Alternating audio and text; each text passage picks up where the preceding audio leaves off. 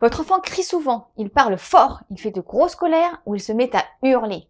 Cela vous fatigue, vous met en colère et vous ne savez pas comment faire pour que ces cris s'arrêtent. Eh bien dans cette vidéo, je vais vous partager 6 conseils pour que votre enfant crie moins. Allez, c'est parti! Bonjour à tous et bienvenue sur la chaîne de Mamounette Imparfaite. Sur cette chaîne, je vous partage des conseils, des astuces pour vous aider avec vos enfants dans la vie de tous les jours. Avant de commencer, n'oublie pas de t'abonner, d'activer la petite cloche de notification pour recevoir ma prochaine vidéo et de me laisser un pouce bleu pour me faire plaisir. Aujourd'hui, on se retrouve donc pour parler des enfants qui crient et pour voir comment l'on peut faire pour qu'ils crient moins. Alors, pourquoi les enfants crient? Les enfants peuvent crier de joie, de tristesse, de colère ou par besoin d'attention. C'est en fait un moyen d'expression pour eux, surtout pour les plus jeunes qui n'ont pas encore les mots pour exprimer leurs émotions verbalement. Pour moi, il existe 2 catégories de cris, si je puis dire ainsi. Il y a les cris de colère que l'on peut appeler les tempêtes émotionnelles et les cris par besoin d'attention. Dans cette vidéo, nous allons parler des cris de colère. Je parlerai des cris par besoin d'attention dans une prochaine vidéo. Ce qu'il faut savoir, quand un enfant fait une tempête émotionnelle, c'est qu'il ne contrôle pas ses émotions. Je vous donne un exemple. Vous êtes au parc. Vous passez devant un marchand de glace. Votre enfant voit les glaces, vous en demande une. Vous lui dites non, vous n'avez pas de monnaie sur vous, ou c'est bientôt l'heure du repas. Bref, ce n'est pas possible de manger la glace maintenant. Donc, vous lui dites non. Et là, il s'arrête sur place. Il se met à crier, voire il se roule par terre. Tout le monde vous regarde, vous vous sentez mal, et là, patatras, vous vous mettez à crier, vous lui dites d'arrêter son cinéma, etc., etc., et ça empire. Alors, qu'est-ce qui se passe dans le cerveau de l'enfant? C'est que quand il a vu cette glace, il a sécrété une hormone du plaisir. En fait, il anticipe le fait de l'avoir dans la bouche. Et quand vous lui avez dit non, eh bien, il y a une chute de cette hormone dans son corps, et cela lui fait ressentir de la douleur. De plus, son cerveau est immature, donc il est incapable de prendre du recul et de gérer ses émotions. Toute cette partie de gérance, entre guillemets, des émotions se passe dans le cortex préfrontal, qui n'est pas mûr. Les connexions ne sont pas encore correctement faites. Donc, quand il ressent une émotion, elle est très forte et très dure à gérer, ce qui se traduit par des cris et cet hurlement que l'enfant sort pour sortir cette douleur provoquée par une grande frustration. Mais alors, comment faire pour l'aider? Alors, mon premier conseil, c'est qu'il faut qu'il évacue cette frustration. En fait, lui crier dessus, ça ne servira à rien. Déjà parce que dans l'état d'émotion qu'il est, vous ne ferez qu'accentuer les cris. Et puis, crier pour dire qu'il ne faut pas crier, c'est un peu incohérent. Deuxièmement, se mettre à sa hauteur. Il faut parler calmement.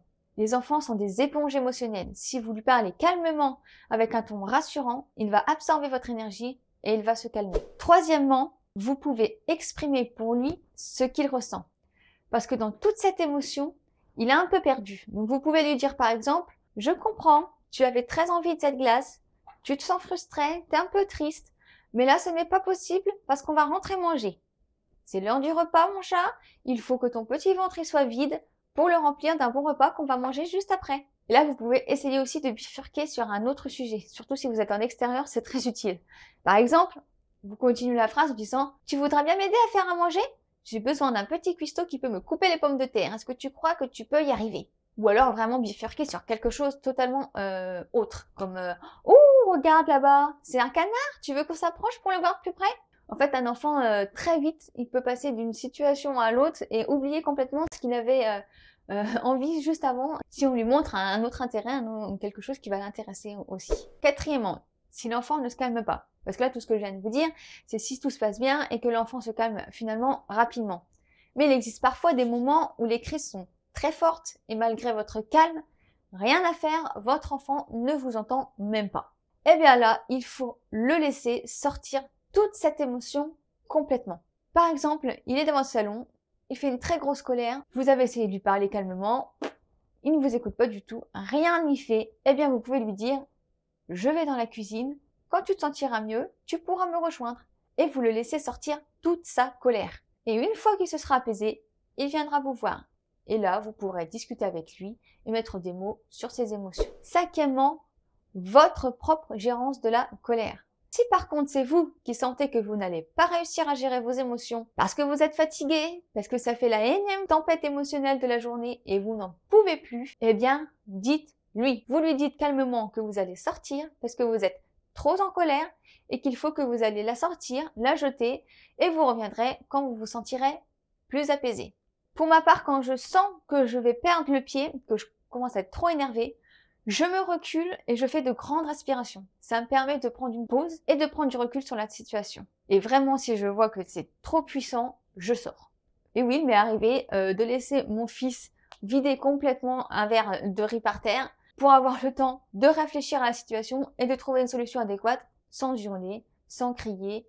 Je préfère prendre du recul et tant pis s'il y a un peu plus de riz par terre parce que j'aurais pas sauté sur le riz et crié « Ah !» Non plutôt que de crier et puis qu'au final, ça n'arrange pas les choses. Dans cette situation, je m'en souviens très bien, j'ai réfléchi, j'ai été chercher le balai et on a ramassé tous les deux ensemble et il a compris et maintenant il fait attention. Et mon dernier conseil, c'est l'anticipation.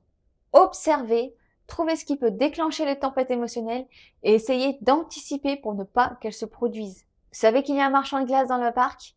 Ça va être l'heure du repas? Eh bien, ne passez pas devant le marchand de glace tout simplement.